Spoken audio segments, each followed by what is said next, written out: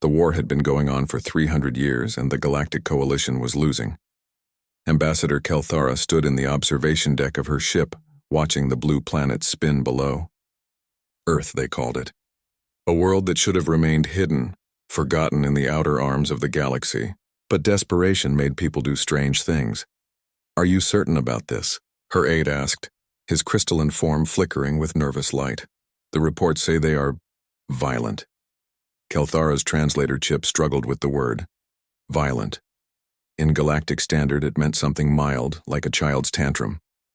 "But the Earth files used it differently. Much differently. We have no choice," she said.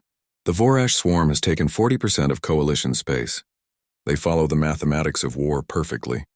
Every battle, every move calculated and unstoppable. Then how will these humans help?" Kelthara looked at the data pad in her hands. It showed videos from Earth's past. Humans fighting each other with primitive weapons. Humans climbing mountains for no reason. Humans running toward danger instead of away from it. She watched one video 3 times. A human had jumped into freezing water to save a small animal. The human had nearly died. The animal was not even the same species. "I do not know," she admitted, "but they are different from us. Perhaps different enough to matter." The landing was smooth. Earth's leaders met them in a building called the United Nations. Kelthara had prepared a speech about honor and duty, and the great threat facing civilized space. She never got to use it. "You want soldiers?" the human general asked. His name tag said Mitchell. He had gray hair and scars on his face. "How many?" "We would be grateful for any assistance," Kelthara began. "How many do you need?" Mitchell interrupted. 10,000 would be done. When do we leave?" Kelthara blinked. Her species did not have eyelids, but the translator recognized the gesture of confusion. "You do not wish to know about the enemy? The terms of service? The honor protocols?" Mitchell leaned forward. "Lady, if you came all the way to Earth, things must be bad. Real bad. We can figure out the details on the way." 3 weeks later, 10,000 humans stood in the docking bay of the Coalition flagship Eternal Harmony. They came from different Earth nations, wearing different uniforms, speaking different languages, but they moved together like they had trained for years. Commander Thexler of the Thoraxian Guard watched them with 3 of his 4 eyes. He had fought in the war for 60 years. He had seen every species in the Coalition, but he had never seen anything like this. "They are small," he noted. Thoraxian stood 3 meters tall. "These humans barely reach 2 meters. Look at their eyes," his second officer said. "They point forward." Predator eyes, Thexler had not noticed. Most Coalition species had eyes on the sides of their heads to watch for danger. These humans had both eyes facing the same direction, hunting eyes. The briefing room was too small for everyone, so they used the main hangar. Kelthara stood on a platform explaining the war. She told them about the Vorash swarm, the hive mind that had conquered world after world. She explained the accords of temporal combat, which set the rules for warfare. When to fight, when to rest, how to challenge an enemy properly. A human raised her hand. "Question, yes? These rules. Does the enemy follow them?" "Of course," Kelthara said. "All civilized species follow the accords. They have kept warfare from destroying the galaxy for 10,000 years. The human soldier nodded slowly. "And you're losing?" "Yes." "Then the rules aren't working." The room went silent. A crystalline officer made a sound like breaking glass. "That is not... You cannot simply..." But the human had already sat down, talking quietly with the soldier next to her. General Mitchell stood up. "Ambassador, let me make sure I understand. You have rules about when you can fight?" "Yes. Combat occurs during designated battle cycles. Both sides rest during the recovery period. It prevents excessive casualties. And the enemy knows when you're resting?" "Naturally. It is in the accords." Mitchell rubbed his face. "Oh boy, okay, what else?" "Battles occur in predetermined zones. Attacking supply lines or civilian centers is forbidden. Challenges must be issued before engagement. Psychological warfare is banned. Chemical weapons, biological agents, and surprise attacks are all violations of..." "Let me stop you there," Mitchell said. He looked at the other humans. Several were smiling. Not happy smiles. The kind of smiles that made Thexler's combat instincts trigger. "Ambassador, with respect, you haven't been fighting a war. You've been playing a game. And games have rules, but we're not here to play." Kelthara felt something cold in her core. "What are you here to do?" Mitchell's smile vanished. "We're here to win, by any means necessary. The phrase translated poorly. By any means necessary. The galactic standard had no equivalent. War had always been bound by honor, by protocol, by the understanding that some things were not done. Looking at the humans in front of her, Kelthara realized they did not understand this. Or worse, they understood and did not care. "When do we reach the front?" a human asked. 3 days, Thexler answered. "Good. We'll be ready." As the humans filed out to their quarters, Thexler approached Kelthara. "You have brought something new to this war," he said quietly. "Will it be enough?" The Thoraxian warrior watched the humans go. They laughed and joked with each other, showing teeth. "I do not know if they will save us, but I suspect the Vorash are about to learn what real fear feels like." Kelthara hoped he was right. She also hoped she had not just unleashed something the galaxy was not ready for.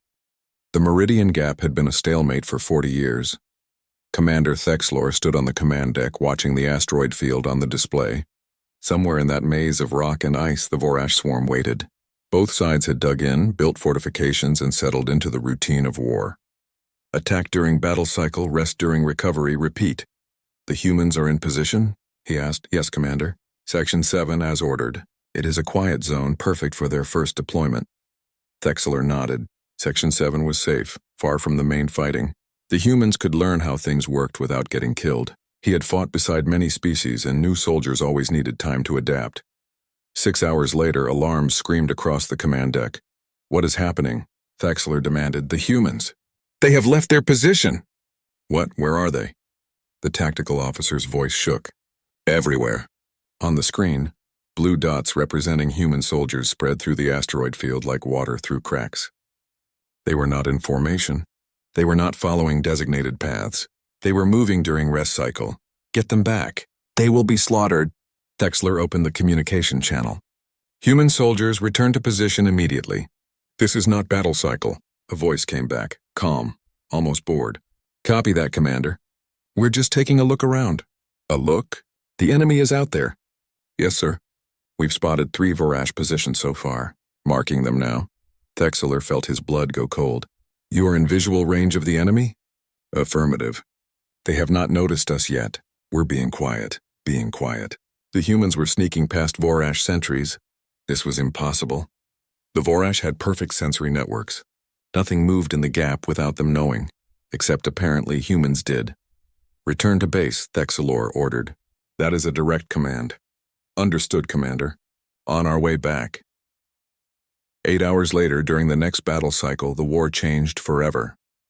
The Vorash emerged from their positions as they always did, organized into perfect mathematical formations. 3 columns, precise spacing, advancing on the coalition line at calculated speed. The coalition forces prepared to meet them, also in formation, as the accords required. Then the asteroid started exploding. Vorash soldiers died by the dozens, blown apart by devices that had not been there during the last battle cycle. The formations broke. Confusion rippled through the swarm's hive mind as it tried to calculate what was happening. "Who authorized weapons fire?" Thexler shouted. "No one. Those are not our explosives." On the screen, human soldiers appeared behind Vorash lines. They had been hiding in the asteroids, waiting. They fired from cover, moved to new positions, fired again. The Vorash tried to respond, but their calculations were wrong. Humans did not stand and fight. They hit and vanished and hit again from a different angle. A Vorash commander made the challenge call, the ritual declaration that preceded all honorable combat. The humans ignored it and shot him. "This is wrong," the tactical officer whispered. "This violates everything."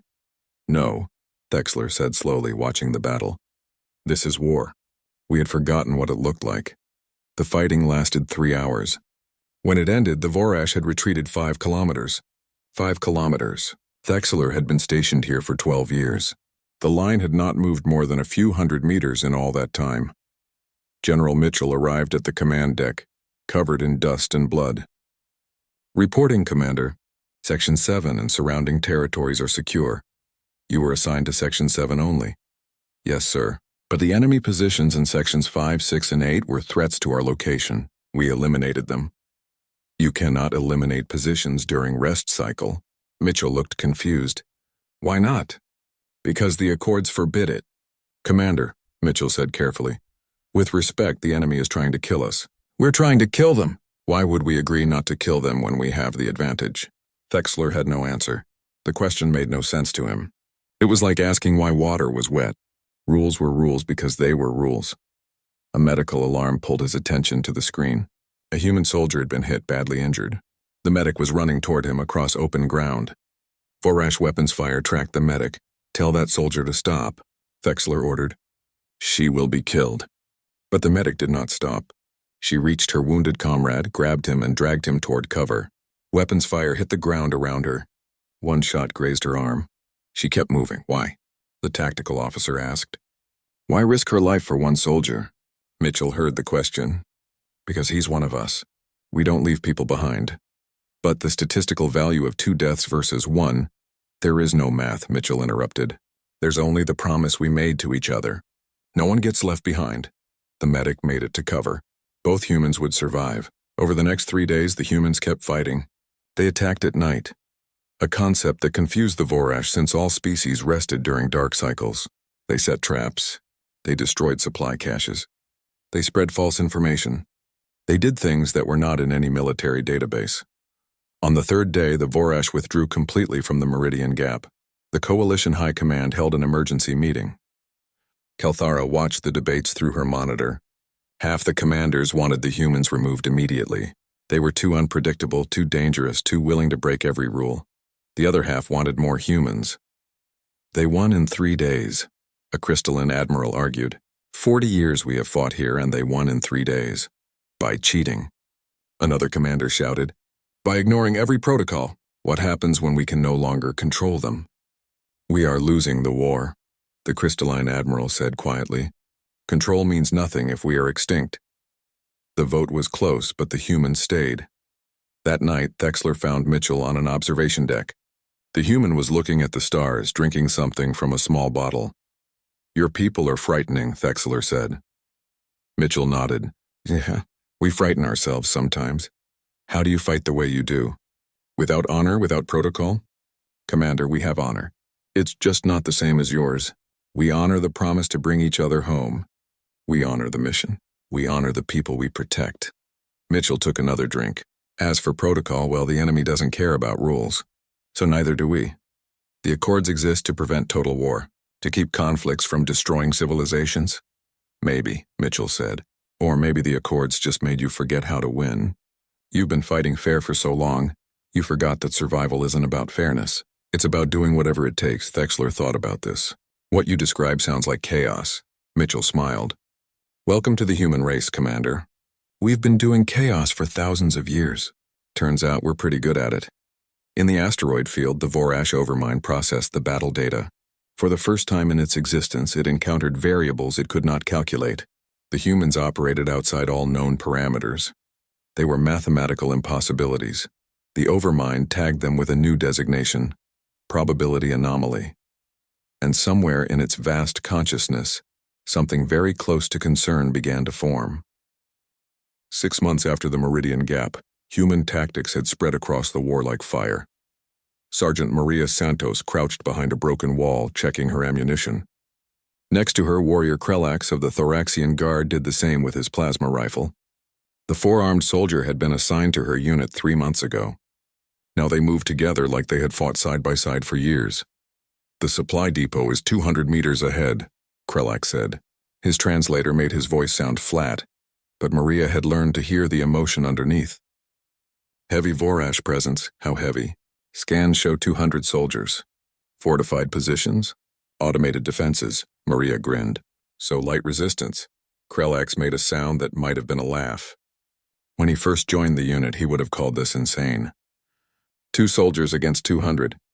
But he had seen what humans could do. More importantly, he had learned to think like them. I will circle left and draw their attention, Krelax said. Nope. We both go left.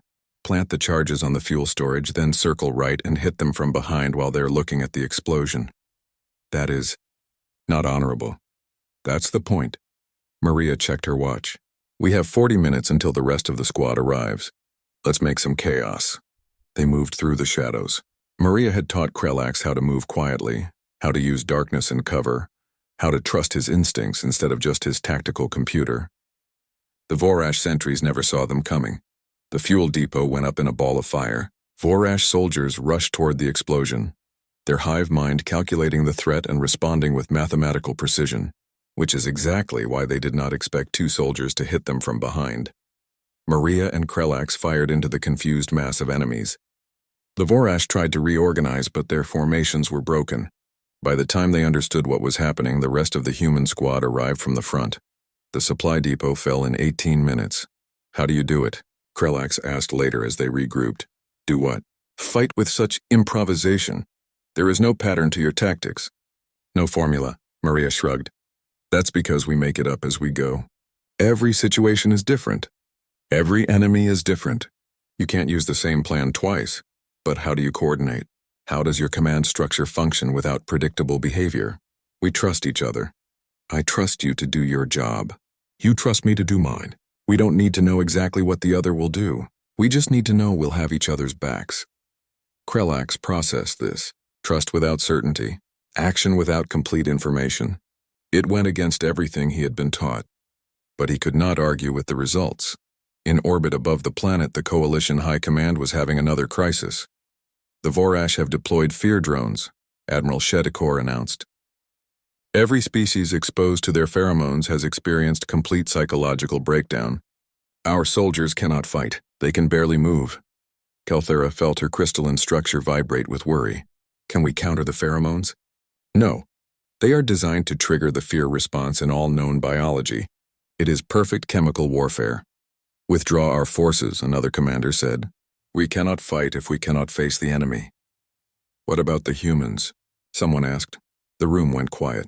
They all looked at the tactical display where human units were marked in blue. Those units had been exposed to the fear drone 6 hours ago.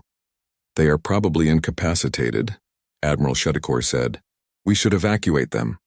General Mitchell's voice came through the communication system. Negative on that evacuation, Admiral. We're a bit busy. General, you have been exposed to weaponized fear pheromones. Your soldiers cannot fight. Funny thing about that, sir. We tested the effects. Yeah, the stuff makes us nervous. Heart rate goes up, hands shake a little. Basically feels like Monday morning before coffee. But the psychological effects are manageable. Humans have been fighting while scared for our entire history. Fear doesn't stop us. It just makes us mean. On the planet below, Private James Chen moved through the smoke, his hands shaking. The fear pheromones were working. He was absolutely terrified. His brain screamed at him to run, to hide, to get away from the danger. He kept moving forward anyway. That was the thing about humans. They could be afraid and still act. Fear was just information. It did not control them. The Vorash had calculated that fear would stop their enemies. They had not calculated that humans could feel fear and fight through it at the same time. The math did not account for stubbornness, for determination, for the human ability to be terrified and furious at the same time. The fear drones were destroyed within 2 days. The Vorash overmind recalculated. The humans were not just tactical anomalies. They were biological impossibilities. Every species had limits. Every species could be stopped. But humans seemed to have no upper boundary to their stress tolerance. The overmind had been fighting for 300 years without ever feeling uncertain. Now, for the first time, it experienced something close to doubt. Back on the flagship, Thexler met with his squad in the mess hall. 3 months ago, they had been pure Thoraxian, following traditional combat doctrine. Now half the squad trained in human tactics. They ran surprise drills. They practiced moving without formation. They even questioned orders, something that would have been unthinkable before. Is it wrong? One young warrior asked. What we are learning. It feels like betrayal of our traditions. Thexler thought about this carefully. Our traditions kept us honorable. But the humans have taught me something important. There is no honor in losing. There is no tradition worth following if it leads to extinction. The humans have no honor? Another warrior asked. No, they have different honor. They honor each other. They honor survival. They honor the mission above all else. Is that not honorable? The warriors considered this. Slowly, one by one, they nodded. On the front lines, the war was changing. Coalition soldiers stopped fighting in rigid formations. They started using cover. They attacked at unexpected times. They questioned tactics that did not work and invented new ones that did. The Vorash, who had won every battle through mathematical superiority, suddenly found themselves losing fights they should have won. Their calculations were becoming worthless. The enemy no longer followed predictable patterns. In the center of the swarm, the Overmind analyzed the data. The humans had only been in the war for 6 months. Already they had changed everything. Other species were learning from them.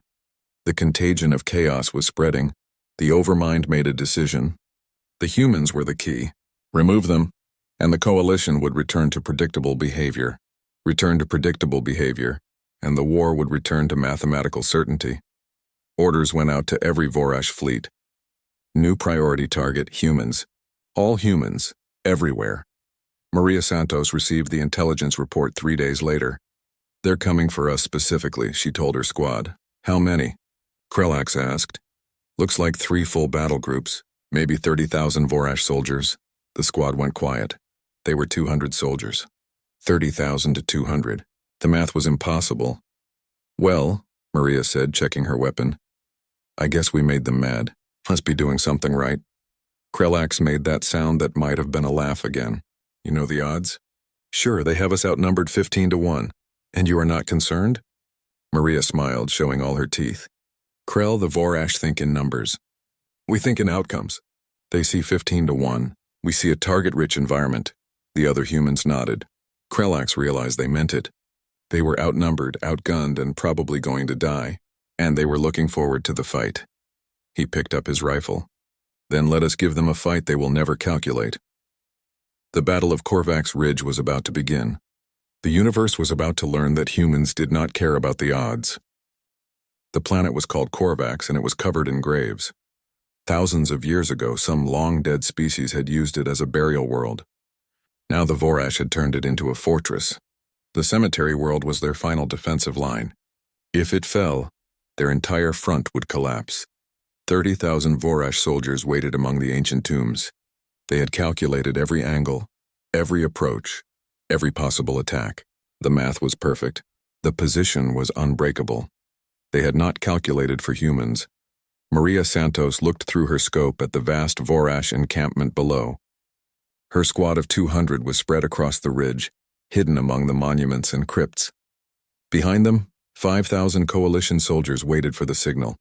That is a lot of bugs, Corporal Jackson muttered. Yep, Maria agreed. We are extremely outnumbered, Krelax added. His voice did not sound worried.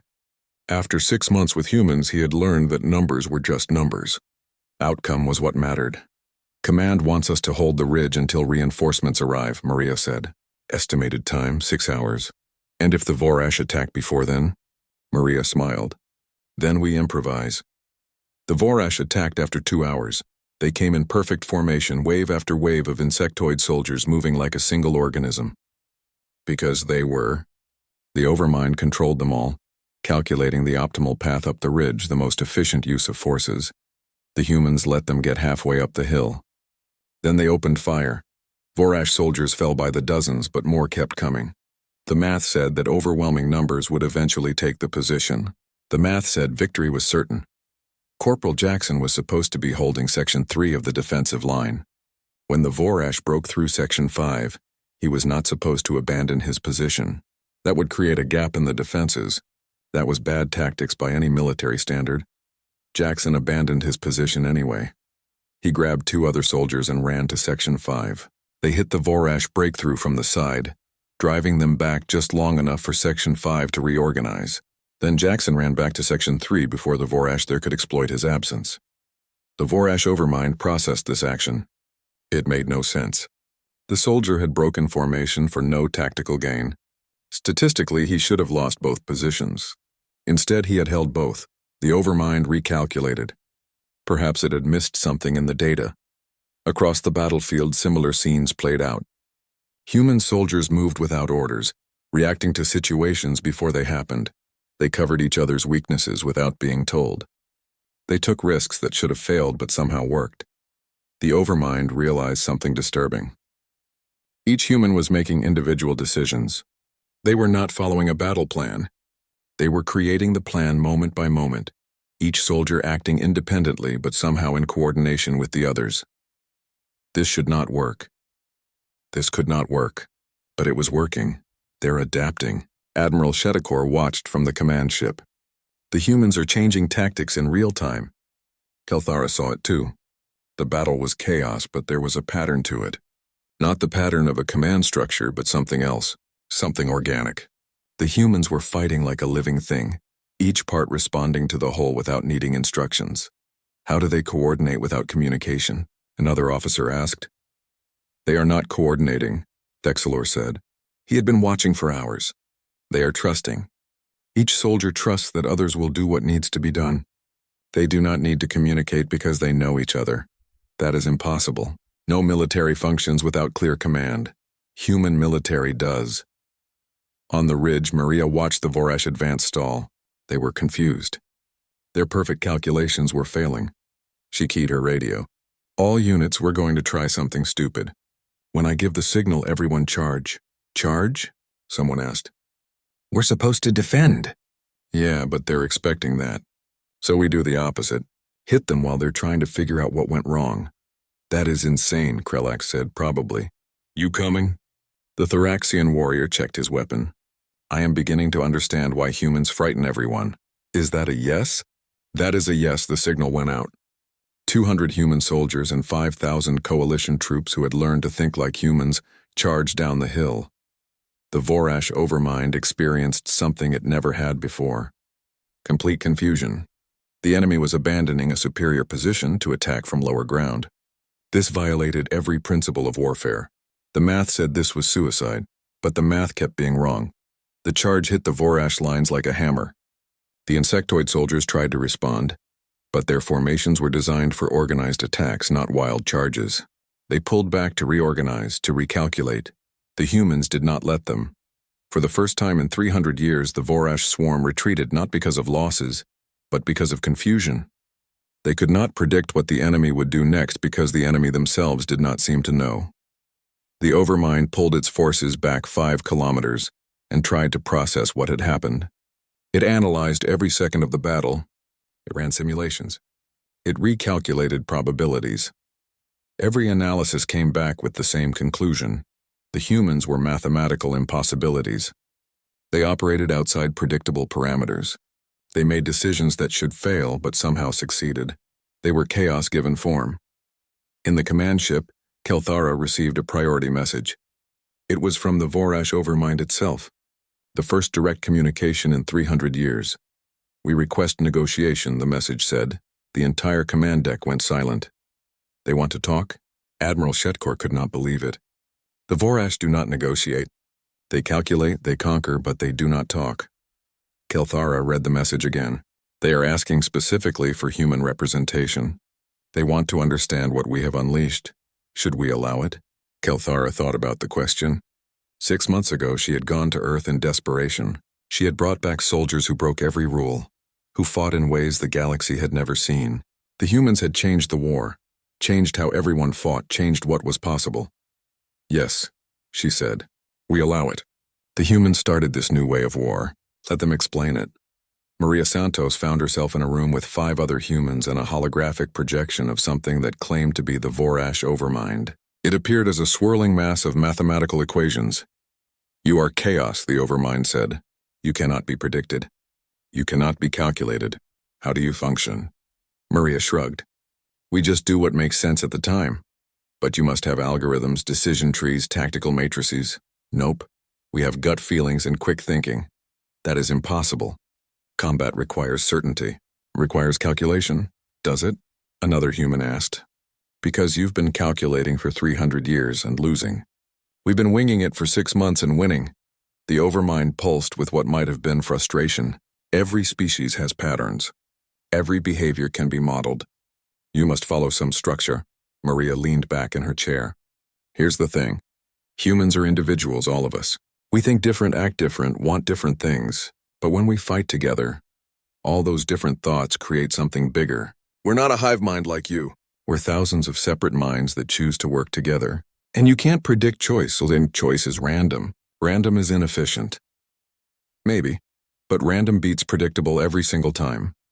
The Overmind went quiet for a long moment. When it spoke again, its voice was different, quieter. We cannot defeat you. Not because you are stronger, because we cannot understand you. Individual chaos cannot be calculated, so what now? Maria asked. Now we adapt or we perish. You have taught us that rules are not universal, that certainty is an illusion, that the universe is more complex than our mathematics suggested.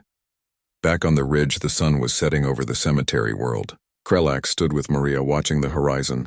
Do you think they will really change? He asked. Maybe. People can change when they have to. Even hive minds. You have changed us too, Krelak said.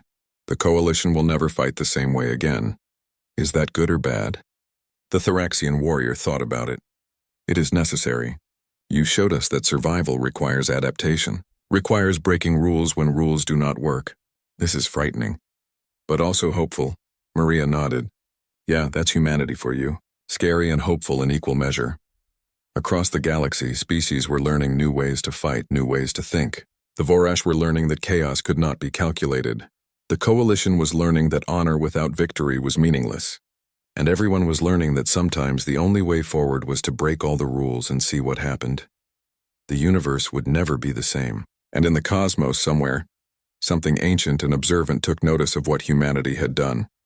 1 year after humans entered the war, everything had changed. The peace talks were held on a neutral station called Unity Point, a place that had once been used for trade negotiations. Now it hosted the most important meeting in galactic history. 300 years of war were ending and nobody quite knew what came next. Maria Santos stood in the observation deck watching ships arrive. Coalition vessels, their hulls scarred from battle. 4-ash bioships, organic and strange. And everywhere the small transport shuttles carrying humans back and forth between the delegations. Never thought I would see this, Krelak said beside her. The Thoraxian warrior had become her permanent partner. They had fought in 15 major battles together. Saved each other's lives more times than either could count. Peace talks or humans being invited to peace talks? Both. General Mitchell found them there an hour later. Santos, Krelak, you're needed in the main chamber. The Overmind wants human perspective on the negotiations. Why us? Maria asked. Because you're the ones who broke its brain the first time. The negotiation chamber was massive, designed to hold representatives from 100 species. Today it held only 3 groups. The coalition on one side, the Vorash on the other, and a small group of humans in the middle. The Vorash Overmind manifested as a hologram again, but this time it looked different. Less rigid, more fluid. We have analyzed the past year, it said. We have concluded that continued conflict is statistically unfavorable. You mean you realized you would lose? Admiral Shetkor said. Correct. Human tactics have spread to all coalition forces. Our mathematical advantage is gone. Continuing the war serves no purpose, Kelthara leaned forward.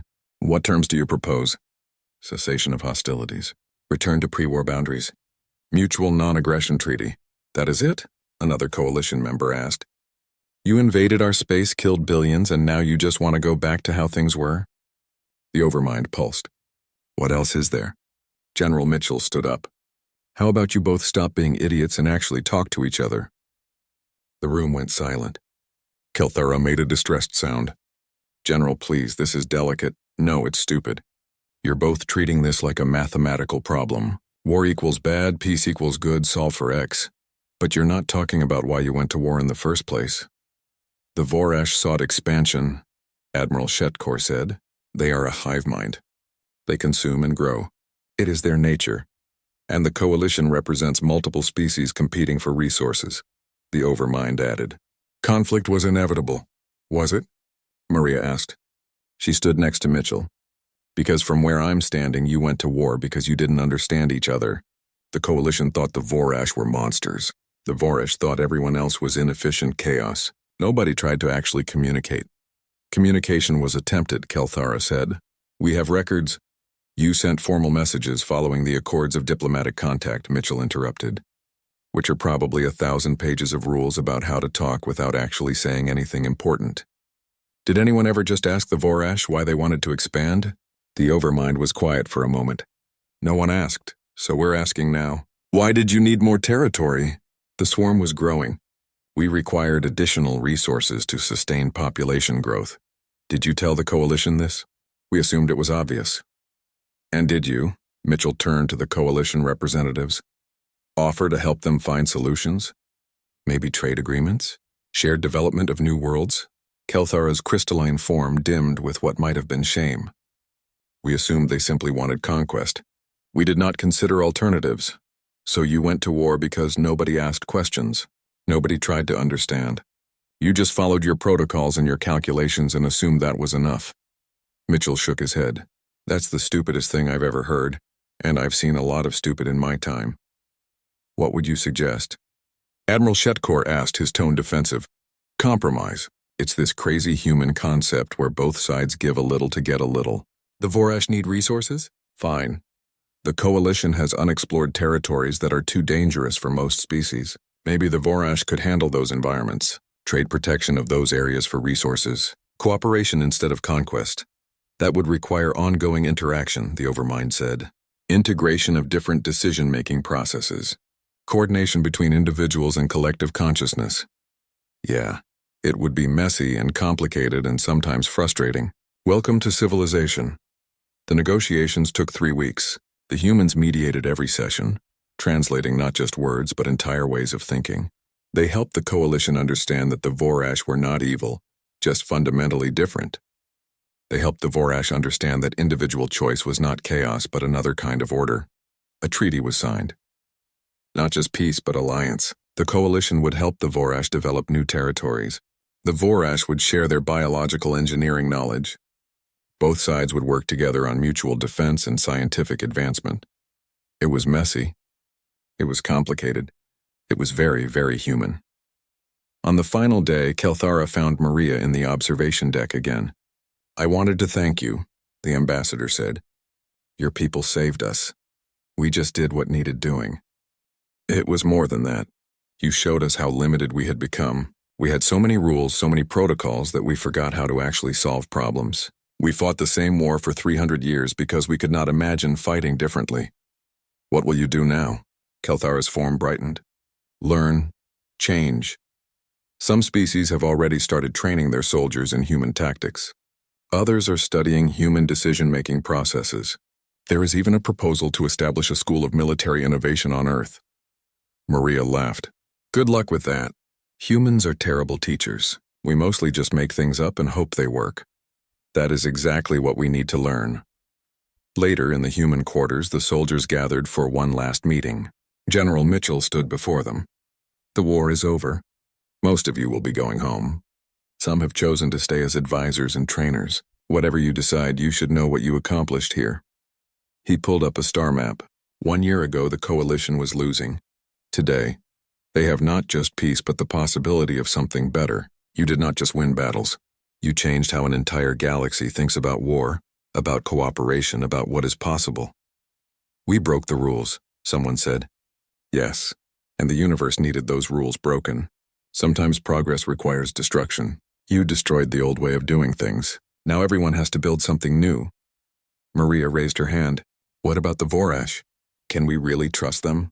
Mitchell smiled. Can they trust us? We're the species that broke every rule they thought was unbreakable. We're probably the scariest thing they have ever encountered. But that's exactly why this might work. Everyone is too afraid of humans to start another war. The room laughed. It was true. Humanity had become the galaxy's wild card, the unpredictable element that kept everyone else honest. Thexler stood in the back of the room. He had been given a commendation from the Coalition High Command for his service. More importantly, he had learned to think in new ways. His entire species had. The rigid formations of Thoraxian warfare were giving way to flexible tactics. The ancient codes of honor were being rewritten to include human concepts like adaptability and pragmatic victory. What will you do? He asked Maria later. Go home for a while. See my family. Then probably come back. Someone needs to keep you all from slipping back into old habits.